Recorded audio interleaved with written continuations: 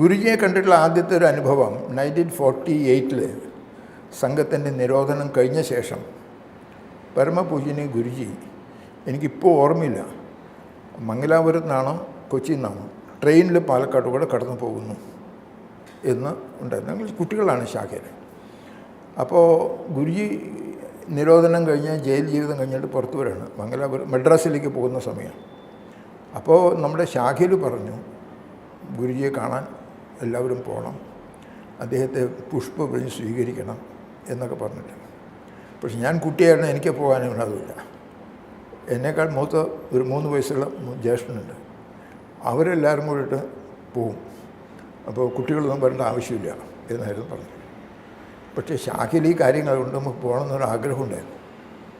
അപ്പോൾ ഞാൻ നമ്മുടെ കൂട്ടുകാരെ കുറിച്ച് നമുക്ക് ഇവരുടെ പുറകെ പോകാം എന്ന് പറഞ്ഞ് അവർ പോകുന്നുണ്ട്. അവരെ കാണാതെ പുറകിൽ പതുങ്ങി കുറച്ച് പിന്തുടർന്ന് നമ്മൾ പോയി. കുറച്ച് കഴിഞ്ഞ ശേഷം നമ്മൾ വരുന്നവർ കണ്ടു.